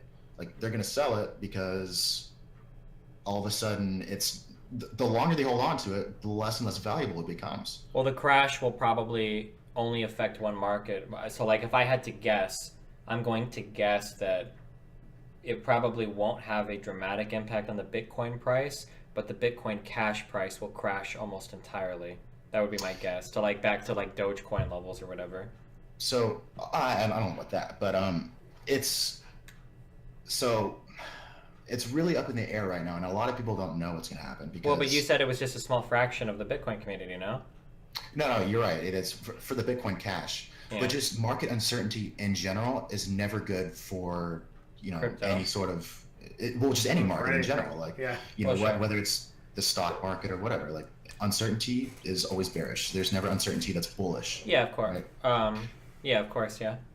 So what's most likely going to happen is that this is going to be a big point of uncertainty. That's going to be very volatile. And typically what happens within the crypto community is that whatever Bitcoin does, the rest of them follow. If you look at a breakdown of like the market cap of the cryptocurrency as a whole, Bitcoin is like by far the leader of it. So if you can think about it like this, like if Bitcoin goes down, that is equivalent to like the S&P 500 going down. Yeah, sure. People look at it as a market indicator. Yeah, I understand. It's just Right. if it's only a few people, like this is going to come down to how many people own Bitcoin. Like, for instance, like if I were to fork, I could do a hard fork then if I wanted to, right? And if I hard forked Bitcoin into Destiny Bitcoin, then what would happen is the next day, Destiny Bitcoin would crash to zero or would instantly be worth almost zero, and the normal Bitcoin would be relatively unaffected, right? Yeah. So So it's really going to come down to how many people are in favor of this hard fork, right? yeah. It's it's just basic supply and demand. Like if no one's there to buy it, then the value is going to approach zero. Yeah. Like you're saying, Dogecoin levels. But so you're totally right in that this uncertainty is not meant for widespread adoption yet. But in certain developing nations and parts of the world, like this is a savior to them because there are economies that are far more volatile and corrupt than Bitcoin. And this is where Bitcoin is really taking off, is in like these third world countries and developing nations. Like, for example, Argentina is not a third world country, but it has a piss poor economic record right now. So right now, what's really popular is Bitcoin. People are finding safe haven from their own government in Bitcoin because it is more stable than their own currency. And Sure, but that's this is- happening in China too, right? But like in a huge way. Well, but this is still only Yeah. arguing for this as a store of wealth as a commodity, not as an actual functioning currency, right? Well, I mean, isn't that kind of splitting hairs? No. That's what I said. Well, because a currency typically means something. A currency is something that you would hope that you could barter with at some sort of reliable level. The value of it wouldn't fluctuate dramatically, whereas commodity prices tend to fluctuate quite a bit, and they aren't typically considered reliable stores of wealth. I mean, even you shouldn't even be using currencies, but like you couldn't use them on the long term in kind of like in a reliable way, right? Well, I mean, it depends on what you mean in a reliable way. Like if you mean like being able to pay your bills. Right now in Argentina, your money is best kept in Bitcoin because it can cross borders. Your Sure, but government so is- can gold, so can silver, so can any other oil, any other kind of commodity, right? Or even Well, securities, yeah. like. Good luck carrying around a big bag of oil with you. Sure, but I mean, depending on your access to technology, I mean, good luck carrying around a piece of paper that connects to a Bitcoin wallet. Like that might not be realistic either. I guess I don't know those particular situations, but. Okay, so this is really important too. Is that the reason why Bitcoin is so popular in these developing countries is because you don't need a piece of paper to have access to Bitcoin. You can remember, like there's a bunch of websites that do this. Like it'll create like a mnemonic device for you that will generate a unique private key for you to store this value. So if you can remember this mnemonic key, that's not subject to seizure at borders. That's not subject to tax by some corrupt government that just all of a sudden decides, some nonsense tax or whatever. But like these things can cross borders, and that's what's really important. Is that like it's really hard for us to conceptualize as Americans because we don't have that issue. We don't have we have the luxury of having the strongest currency in the world, but to the majority of the world, that's not the case. And so for them to find unity within their own personally volatile markets, they find safe haven in Bitcoin. So just Bitcoin Yeah, I guess, in but like, general. yeah, I mean, so like, I don't disagree that these can work as like stores of wealth in a commodity function, but I still think that like, so like this kind of goes back to what I was talking about to Devin earlier. Like, if these people are functioning in some environment, like the value of this currency is not going to be a currency. It's going to be a commodity that's valued in other currencies. So like if you're selling a product or paying an employee or whatever, at the end of the day, they have to cash out their paycheck to pay. Let's say that you've got to pay rent in whatever, even if it is a quote unquote corrupt currency. Whatever that corrupt currency is going to be in, that's going to determine how much you need to be paid in Ethereum. It's never going to be the other way around. So like let's say that you get paid 100 ether as your paycheck and your rent is worth 40 ether. Your rent is actually 400 whatever X currency, and if that goes up, then you're going to need more ether. Like the ether is always going to be based on that currency. So like, Yeah. Okay, so I think I understand what Uh-huh. you're saying. So just so I can summarize it, and you let me Yeah. know if I'm characterizing it correctly. So my understanding is that you're saying because there are more reliable currencies out there, Bitcoin does not hold as much value, and so they would be more likely to turn it for the more useful value that is relative to them. So like say you're in, I don't know what Argentina uses, Argentina bucks. I have no fucking idea. But like if they if they need to pay their rent in Argentinian currency, they're obviously not going to hand their landlord a paper wallet and be like, here's 4 Bitcoin. They're not going to do that. You're absolutely right. Mhm. But what it does operate is it operates as a middleman, such that you don't have to use a bank, which is subject to corruption, to hold your value. And that's where and to be completely frank, the argument between the value in Ether and the argument between Bitcoin should be sort of separated. Yeah, Bitcoin gotcha. and Yeah, I understand. I'm trying to keep it on just Ethereum or whatever. I'm just familiar with Bitcoin. Okay. But I guess or I'm not even barely familiar with Bitcoin. So like I understand what you're talking about there. So I guess what you have to do then is, right. This is what I would tell somebody that would email me with a fucking business idea is you have to make the argument that the value that you get out of that cryptocurrency is worth utilizing it versus the value of having a financial institution, right? Because like you make it talk about like cutting out the middleman of the corrupt bank. You could already do that today if you only wanted to do paper cash, right? You could never use a bank and just get paid in cash, but people do like the luxuries of being able to check their accounts online and easily transfer money and all of that between accounts and whatnot. Like, is that something that Ethereum can offer without having to pay any sort of middleman, or? Yes. So that was the perfect segue. So the reason why Ethereum is so special is because so in the future, you can just imagine this sort of world, and it's not that far off. It'll probably happen next year. Like one day you'll just log into Bank of America, for example, and it'll say Bank of America now offers instant international transactions. It won't explain why it offers that, but it'll run on the backbone of Ethereum as a platform.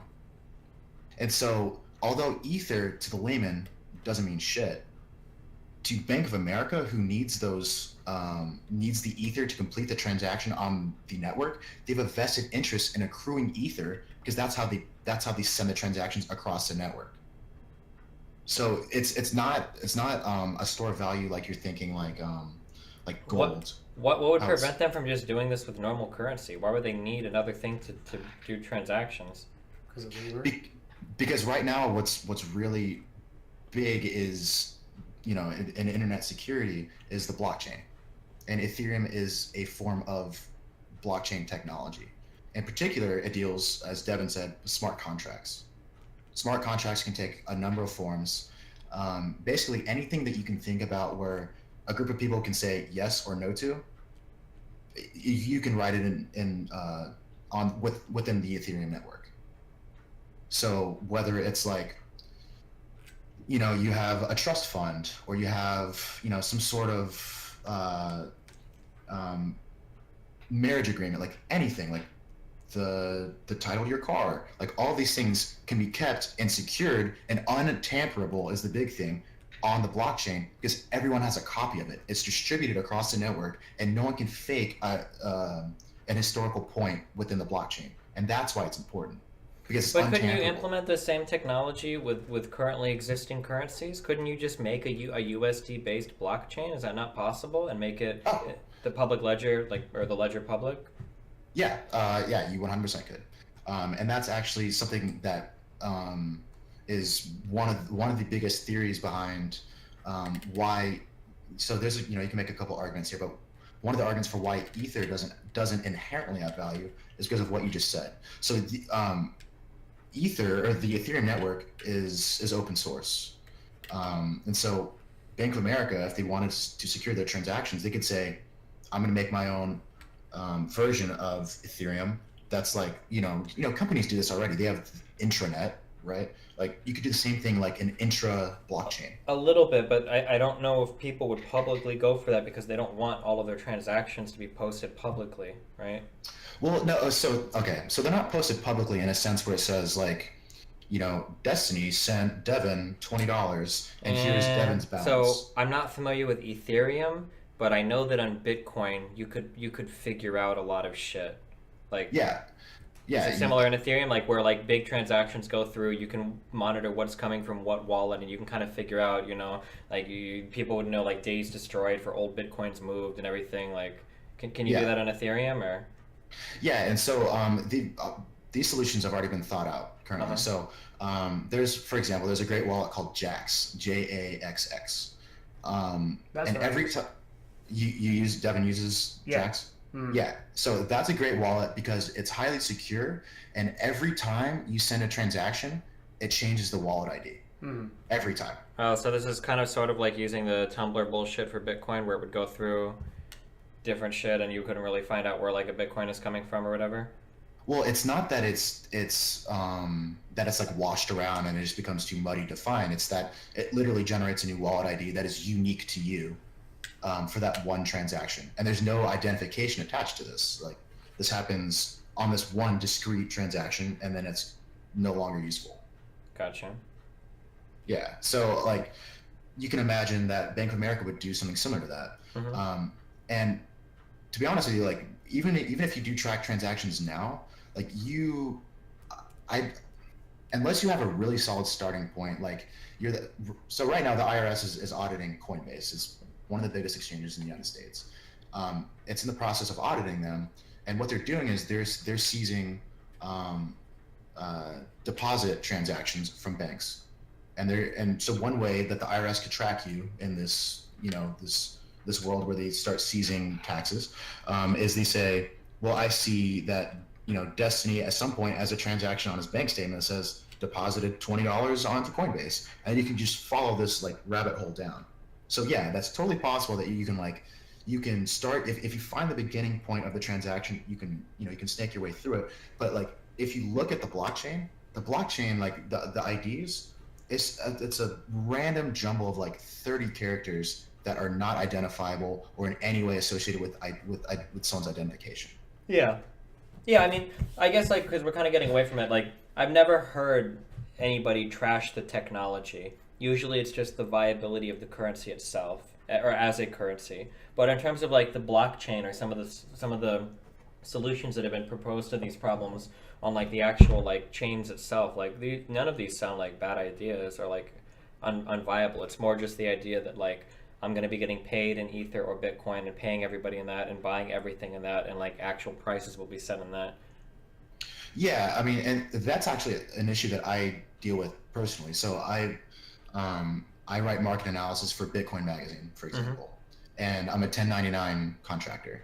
And when I get my paychecks from them, it's actually in Bitcoin. And from my understanding, like I'm totally new to the entire process of being employed and having my pays, and cryptocurrency. So my understanding is that at the time of the transaction, that's when I start looking at the tax ramifications. Yeah. And so you have to keep a good, you have to keep right now, because like you said, it's really volatile. Like keeping good records is paramount. Yeah. You And not have to even keep that, it. but like, and again, like this is where I'm getting like a little critical, but like you're kind of getting paid in Bitcoin in that your paycheck might be in Bitcoin, but that Bitcoin that you get paid in is going to be subject to fluctuations in normal currency value because the operating costs, I'm making an assumption here, but I'm assuming that the operating costs of the magazine that you write for are probably not in Bitcoin. Like they have to pay, if they've got physical addresses, if they've got people that live in physical houses, they have to pay bills. Like if those costs increase in some other currency, like it will probably increase the or decrease the amount of like Bitcoin that you get paid as well, right? Yeah, so like right now, my rate is in US dollars, and then whatever the exchange rate at that time, that's the amount of Yeah, Bitcoin you that's get. that's what I would imagine. So like your paycheck is like 10,000 Bitcoin or 10,000 USD a month, and then they would just convert that to Bitcoin and pay you that every month, right? Yeah, exactly. Yeah, okay. Yeah, so right now, like Bitcoin is operating as this middleman for transactions because it's faster. But Well, ultimately, Ethereum is, or supposedly, but I don't think Bitcoin is right now. That's one of the big problems, right? well, I guess it depends on what you mean by faster. Well, Like, doesn't it take like hours and hours to process like every transaction now on Bitcoin? no, you can send a transaction in less than 20 to 30 minutes. Don't you have to pay a pretty high fee for that if you want to speed it up? So it really depends on the volume of transactions within a given period of time. So if it's a low volume, time a day, then you pay a lower fee for the same amount. Sure. Of I thought one of the transaction time. problems I heard is like if you want to send like $10 to a friend, that sometimes you can wait up to like 6 hours if you're on like a high volume time if you don't want to pay a higher fee for it. Yeah. No, that's right. That's absolutely right. Yeah. Yeah. It's like there are a lot of growing pains going on within the crypto community because it all has to do with scaling. Like it has to do with like the block size is really one of Yeah, the because you biggest got to pains. download a fuck ton of data and shit just to get involved and whatnot, right? Yeah, and not only that, but it's like at the end of the day, this is raw computing power that has to process. So it gets very like squirrely very fast because the computing power translates to electricity and like it just it compounds like with these scaling debates. But yeah, so like right now, I think that I'm in agreement with you in a sense that Bitcoin right now is not ready for stable store of value. It's a speculatory, it's a tool for speculators. Like right now, I'm looking at it It's a right now. commodity that's being speculated on, right? Kind of right now, right? Yeah, in a way, yeah. It's being speculated on, not in a sense of like, does it have value or does it not? You're speculating on whether or not it's going to be at a higher value now or later. Yeah, Like it's not like the inherent value of it, it's like the price value of it. sure. Well, you're doing like fundamental analysis of like 10 years from now, hopefully, right? Yeah, it depends. Like I'm a day trader, so I don't look at it like that. Yeah, sure. Yeah. It's it's one of the biggest things to get across because there's a lot of big names right now that are calling it a Ponzi scheme. Like just today, there's an article that came out by the dude who called, I forget his name, the guy who called the .com bubble. He's like, this big, big name, and he's saying like Bitcoin's a Ponzi scheme, and it's not. Like it's not by any stretch of the imagination. Well, And I the think, argument is that if Bitcoin does crash hardcore, then it kind of was a Ponzi scheme, right? Where the idea was that the people that invested early were able to make money off of getting new people into it, and then they dumped their shit, and then they pieced the fuck out, and then everybody's left with something worthless and they kind of paid for all of the early adopters, that's kind of like the definition of a Ponzi scheme, right? is it? Isn't it? Isn't a Ponzi scheme more like, you can think about it, is it? I may be wrong, but Ponzi scheme and pyramid scheme, those are interchangeable, right? Not My understanding necessarily. of a Ponzi scheme. Sorry, I'm really tired, so I was Yeah. just kind of listening.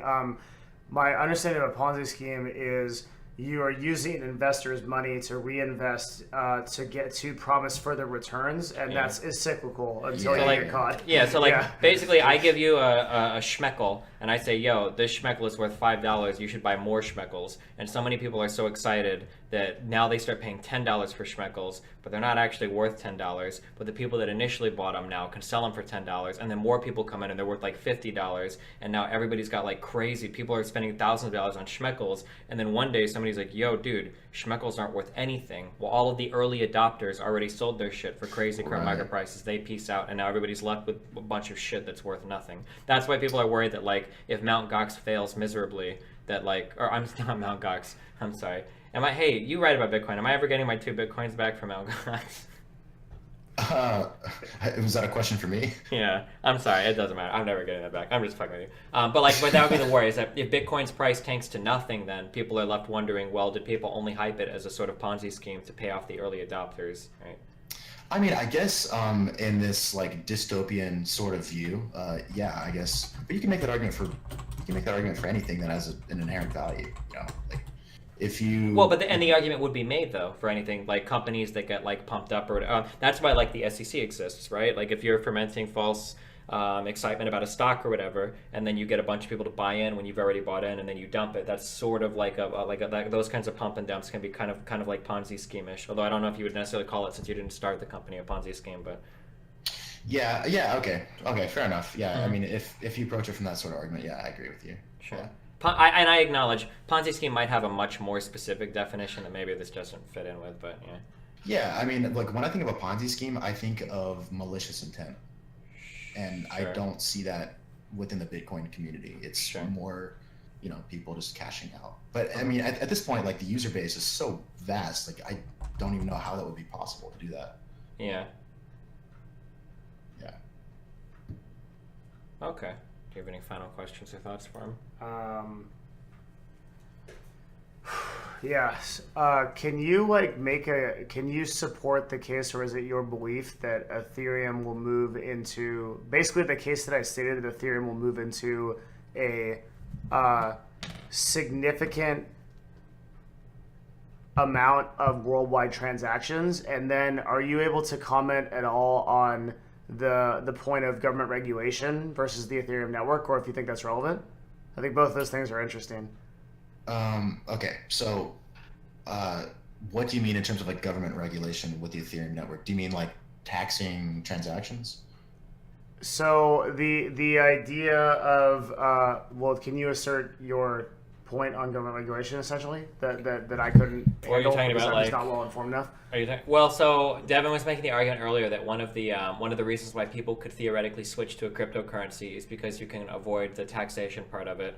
And then my argument was that if that became a significant enough problem, the government would find some way to regulate or capture that revenue in some type of tax or penalty or fine or something. So if the government essentially regulates all transactions of Ethereum within its borders, like what happens to the currency at that point? Or even if that's not, do you think that's a universe that's even possible with how Ethereum is set up? So okay, so I'm thinking of two different answers for this. So one being from the tax implications. So I'll answer that first. Right now, I kind of alluded to this earlier, but the IRS has been auditing Coinbase since I think January. January was a really big year for Bitcoin, and so it got a lot of attention by our government. And so the IRS has publicly admitted this, and Coinbase has gone to court for this, and they're refuting it. But basically, the IRS wants, for the exact same reasons that you're saying, they want to seek the big players in the crypto community within its borders. So anyone who has who's profited, I think they said $20,000 or more off of Coinbase, the records are on their radar. What that means long term, that remains to be seen. Would I put it beyond our government to enforce harsh taxes? I mean, when has that not been the case? Especially when they see the market cap growing at the rate it's growing now, it would be foolish of them not to seek a more regulated economy. And to be honest with you, a more regulated crypto economy is better. Like if you talk to a lot of the people who are very active in the trading community, and the big developers who want stable prices, because it makes their business models look better. They want the regulation because it makes it look more legit. Like it makes it more approachable from the layman if they know that the government's got your back. And a really big thing about that too is that getting regulation in print, like letter of the law regulation, reduces the volatility and uncertainty so much. Because if you actually have it like this is how it's going to work, then people won't be speculating that, well, catastrophically the government might do this and everything is fucked, because you'll actually have like a letter of the law thing to go by. Yeah. Well, 100%. And in terms of like the future adoption of these blockchain technologies, I'm of the camp that it's not a matter of if, it's a matter of when. Like, so for those who are like, what's that? Why? So why can we expect to see that kind of? Because I agree with you, but I don't think I'm as informed or can explain it as well as you can. So like, why do you see that happening in the next 10 years? So right now, we're in the stage that the internet was in the early 90s, right? Like a lot of people, like you remember this phase, like back in the day, you didn't get internet service, you got like AOL, or you got like Prodigy, or you got like some provider service, right? And right now, we're at the phase back then where people were fighting for control of that market, and Ethereum is the open source version. It is the HTTP version of the blockchain space. It's not this like centrally controlled space like AOL. It's not the centrally controlled space by some sort of provider. It's this open space where people can build on it. And that's what really sets Ethereum apart from all the other cryptocurrencies, is that it's open. A, it's open source. B, it's so adaptive to the needs of the users. And C, it's fast and efficient and secure. So it solves a lot of the issues that we were previously having with financial transactions, with contract law. It solves a lot of these issues just inherently within the blockchain. So granted, I don't have like a solid reason, like here's my concrete like checkmate answer for why it's going to be in the future. I just think like if you go down these lists of issues for why blockchain is so powerful, it just becomes evident to me. Like we're in the phase now where people didn't understand. People back in the early 90s, like you see like these old YouTube videos, people are like, can you explain email? Like, what is this email you speak of? Like we're in that phase right now. Like people don't understand Bitcoin. They don't understand Litecoin. They don't understand all these use cases for cryptocurrency. And eventually it's just going to become commonplace in our lives. And whether or not it's like you personally buying Ether or anything like that, like it'll most likely just take the form of, like I said earlier, it'll be like you log on to Bank of America and it says now powered by Ethereum, instant international transactions. Like these sort of things are available now, and they just have yet to be adopted. And there's a reason why every time the Enterprise Ethereum Alliance has a meeting, the price of Ether spikes. Because every time there's an Enterprise Ethereum Alliance meeting, new corporate adopters are jumping on the bandwagon because they see it. They see it coming. It's inevitable. They want it. I mean, you don't get much bigger than Bank of America, MasterCard, Microsoft being one of the earliest adopters of all people. And if they're saying they want this technology, I don't see any counter argument to shut that down. I mean, like the big guys are saying they want it. Who am I to say that they're wrong? If that's what they want, that's what they're going to build on. Gotcha. Okay. Any more questions? No, I think that is good. Really good. Well, listen, dude, I appreciate the information. Do you have any final words or thoughts for us? No, man. Thanks for bringing me on. I enjoyed the discussion. Yeah, I appreciate it. Thanks for coming on and talking with us. Thanks for backing me up when I didn't know what the fuck I was talking about on Batch.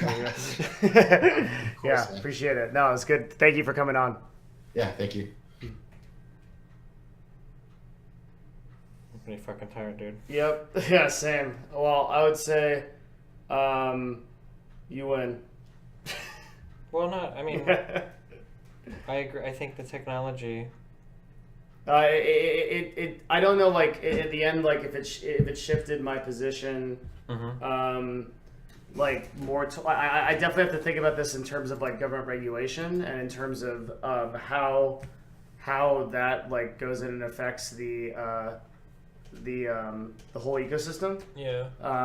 But yeah, overall that was really informative for me. I think there was a lot of things that I learned from that and that I need to like back up, and I really have to defend points. If so, that was really good. Yeah, I just want my bitcoins from Mt. Gox back. That's all I really. Did you ever follow the Mt. Gox shit? Yeah. What a fucking nightmare. So you aren't any more convinced of the technology than when you came into this? Is there any kind of I conclusion think you reached, or I think the technology is good. I just don't like it as a currency. But I think the technology can have real. I think his whole point though was that it wasn't actually that the currency is fuel for the network, which is actually the interesting part. Maybe, yeah, possibly. Yeah. I don't know. Mm-hmm. How does a government conduct monetary policy? Well, you don't, but that's a whole other thing that gets into. Because the problem is that We were trying to people dig like into that, Devin You will less than 3. think that all monetary policy is bad. But the problem with option select, I like this guy. He's like a PhD student in economics. Really? So the problem with monetary policy, option select, is that when you talk to libertarians who tend to be very supportive of cryptocurrency, is libertarians tend to believe that all monetary policy is inherently negative. That's why they advocate for things like gold standards, right? Are you a gold standard guy? Of course you are. I was listening to Twitch chat is hilarious.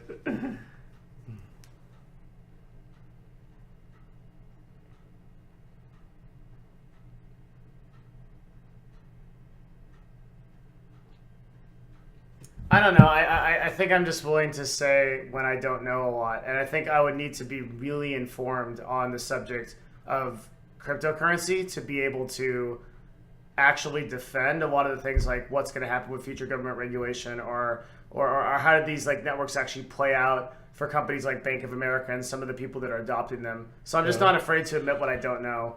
Sure. I mean, if it's possible that these companies could start using them as well. Mm-hmm. But yeah, option select, but yeah, I don't know. That gets into like another big thing too. You know, like when people talk about like printing money, like there's real value in a lot of that, right? Like that's. In what sense? It gets. Hold on. I bought 5 Ethereum just for you, Destiny. Okay, thanks. It's $1,000. So yeah, so like when you It's true. so like oh god, tell me if I have these relationships correct. When you print money, I can't even think of the way that these all connect, the way that the Federal Reserve connects to people that buy treasury bonds or whatever and print money. If you print money, then what you are doing is you are selling treasury bonds to other people, and then you will pay them back in money. Fuck, I have to go look this up again. Fuck! I forgot how this works. But basically, the idea is that sometimes... What are we talking about? Sorry. Sometimes you I'll want try to help. No, it's okay. Sometimes what you want to do is there are ways to stimulate the economy by decreasing interest rates, by making money more accessible to banks and whatnot. In order to T-bills? to some extent, right? Treasury bonds, right? Yeah. To some extent, yeah, stuff like that. But there is a value, there is a very real, tangible economic value in being able to regulate your monetary system like that, to either stimulate the market or stimulate the economy or keep people's faiths in certain markets high. That there is value. Or for confidence in the actual dollar itself. Just to build confidence in it. But there's a real value in that you need a central bank to do it. So whether you're talking about the European Central Bank, the ECB in Germany, or the United States Central Bank, that central bank being able to enact certain monetary policy, like libertarians will always derisively refer to it as printing money, but that idea of increasing your monetary supply has very real impacts on the economy, and it isn't always negative. Yeah. Mm-hmm. But you can't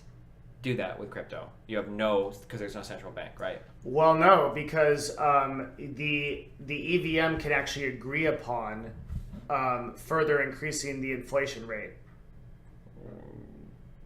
So it's not. It can be changed. But who runs that? It would be sort of. Would it have to be everybody, or at least 51%? It would be a big percentage of it. Yeah, it would have Like to be 50? a big percentage of the EVM. Yeah. Of the total network. But no, it can change. And actually, that's how you get stuff like hard forks in Bitcoin, right? Mm-hmm. Is because a majority of the community agrees upon something, and then the change happens. Sure. So that is possible. But you have to do it democratically. I would suppose it isn't. Is it not democratic in the government too? I mean, there's a lot of people that have to it's weigh actually on the decision. no. Or is It's it just the actually treasurer? it's very weird. In the United States, the Federal Reserve chairman is appointed. The federal chairman is appointed by Congress or by the president. But he's an appointed guy. But See the federal, sole decision maker who's able to. that and the board. But So the this Federal like Reserve, Greenspan, the Paulson, these guys yeah, the Federal Reserve does not answer to anybody. The can Federal Reserve, single-handedly raise interest rates. Or yep, okay, they do not answer to anybody. Yeah. It's a private, Yeah, I would say that making it democratic is not necessarily an argument against its efficacy. Maybe, I don't know.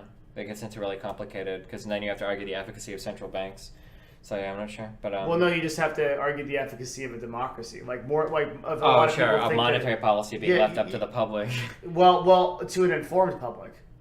The public can't even vote for fucking president. No, I'm talking about the Ethereum.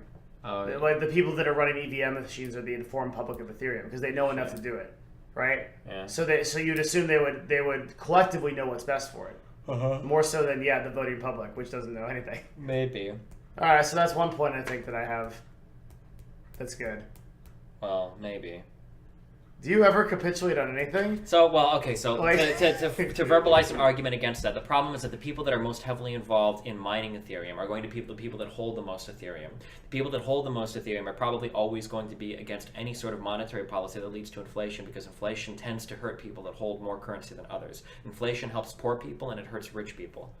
So, for instance, if you have $1 million in the bank and I've got $100 in the bank and our currency loses half of its value overnight, who is hurt the most there? Right, If I still yeah. get paid $100 a week, I lost half my money in the bank, whatever. If you've saved up a lifetime you of think- money, so you're- so the worry would be that let's say that we come up to a point to where the economy is hurting a lot and we need to inject a lot of money into the economy. We need to make interest rates as low as possible to keep everything stimulated, right? So what we need to do is we need to take a democratic vote on Ethereum to inflate the currency a little bit to keep things moving along. Well, the people that are all in charge of mining the currency, these guys have a fuck ton of currency. They don't need help with this. They're the people that make the most money. Why would they vote on a policy that hurts their pocketbooks directly? Like, you're asking for all of these people to act very altruistically, which is very scary. It's That very everybody- unlikely, right? yeah. So I'm not trying to be like really stubborn, but I'm just saying like that would be like the worry there. Okay. Yeah. Is there another situation where I don't know enough about the way the network works, but there's some way to account for that. In the way that the system works. I'm not sure if it's purely democratic or if it works off of a script or if it's like assumed. I don't know how you introduce new ideas into the EVM, but I know it's like I know there's again, this is something that I have to concede on because I just don't have enough knowledge. I don't know enough. Yeah, I'm not sure. Yeah.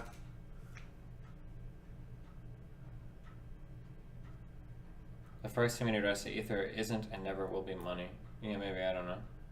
I'll read more about the Ether stuff. I don't know enough about, because most of my knowledge comes from the little I know about Bitcoin, so. One thing I would say is that while it may be likely that Ethereum virtual machine holders are the ones that have the most money, that's not necessarily guaranteed, right? Because anyone can. There's no gate to setting up a machine. You and I can do it in a few hours.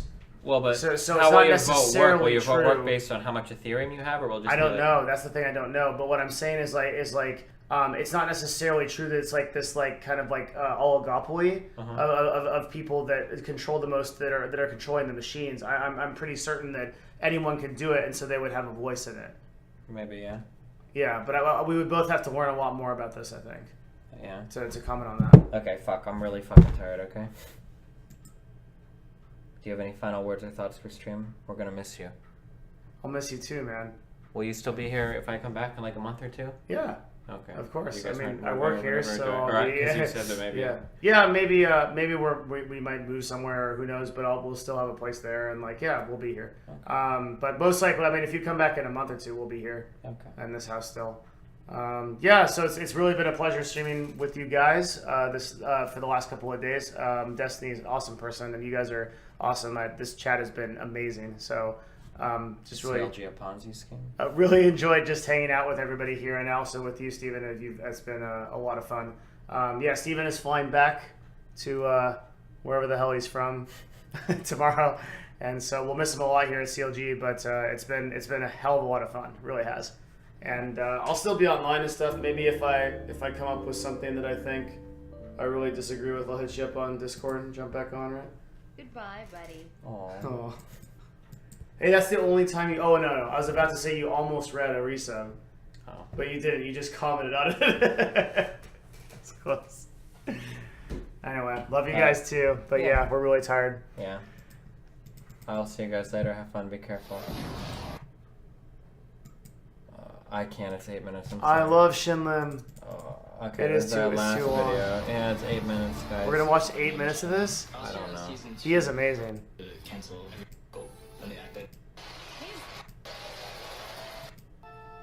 Oh, dude, I feel like you have to be immersed in this, man. We can't just like. Too late. Oh. Why'd you cook this? You're just gonna be on your phone the whole time. What does it even matter? No, I'm not sure.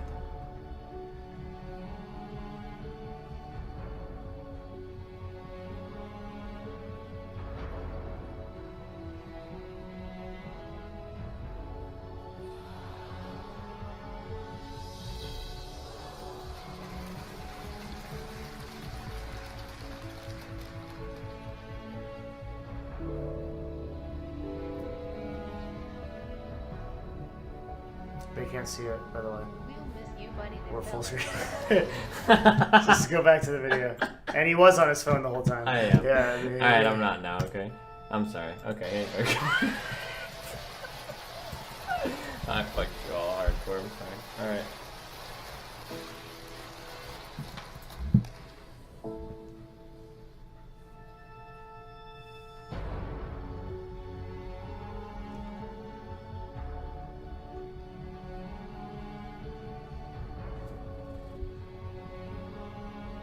Are you gonna be able to tell me like every magic trick, or you that? I mean, I could, but I wasn't watching. Fuck. So I don't know what's going on here. Yeah, he has all. There's 4 aces right there. Alright, you do that. I'm not sure. I didn't watch him from the very start. I wasn't. A lot of what he does is like sleight of hand. He's very good at hiding cards from the camera and whatnot. The Albert guy can do some of this pretty well.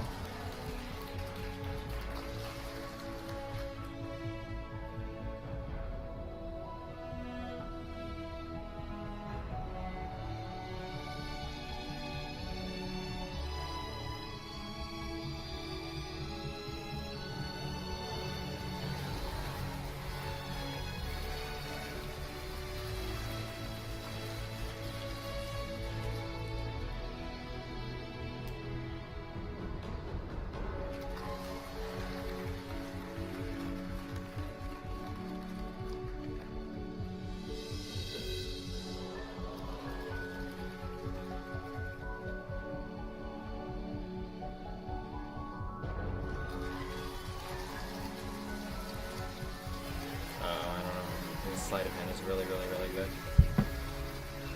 I'm not sure. Do you see what he did? I don't know what the. He made the aces disappear from all of these. I made him appear there. Yeah, if I had to guess, I don't know if you can sleight of hand this because I think his hand was generally empty. I think he already had all 4 aces here and the aces underneath each of these cards, but I'm not entirely sure. What if he's a real sorcerer? He's really good.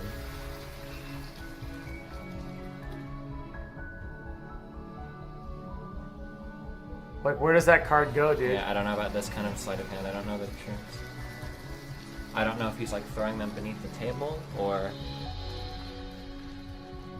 like dropping it before it gets to the. I'm not sure.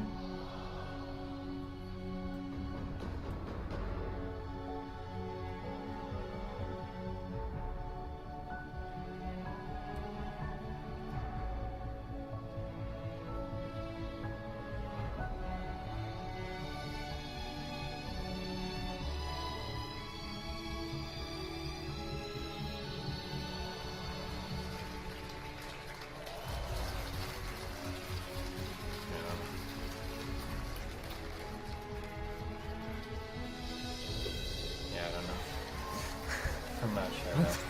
I don't know about that.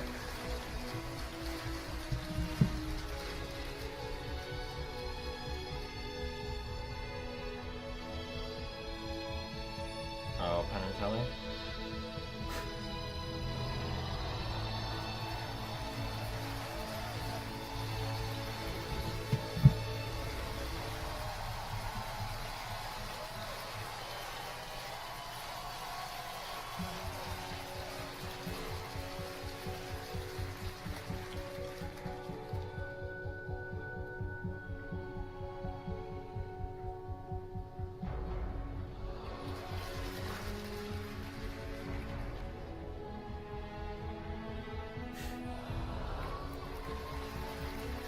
Oh yeah, I don't know.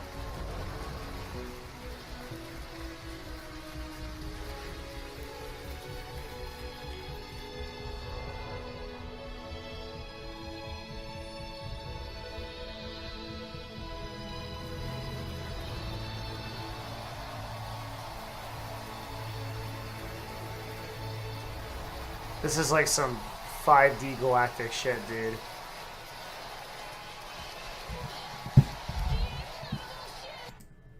I think he's a real sorcerer. Severed 2 of my tendons on my thumb. That must have been terrifying for you. Yeah, I was a child. So, Show on YouTube. They say they saw your routine and they just loved you on there. And we watched you closely the first time we were on. We watched you even closer the second time. I mean, you're just so wonderful and so beautiful every move you make. But we've been watching carefully, and I think I can demonstrate a little something about the routine if you'll allow me. Yeah. And if you'll allow me to step back over here if I could, just right here.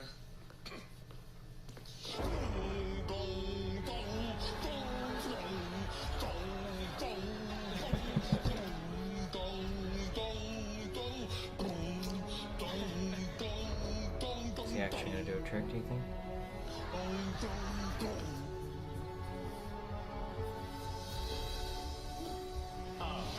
yeah. He fooled us. That was pretty cool. What was it? Or is every single card in the deck that? Or did he just force a card? I don't know. Alright, good job. Alright, you feel good? I feel great. Okay. Hopefully everybody feels great. I You love feel guys. good? Yeah, I'm going to bed. Okay. I'll see you guys later. Peace out. Take care, guys.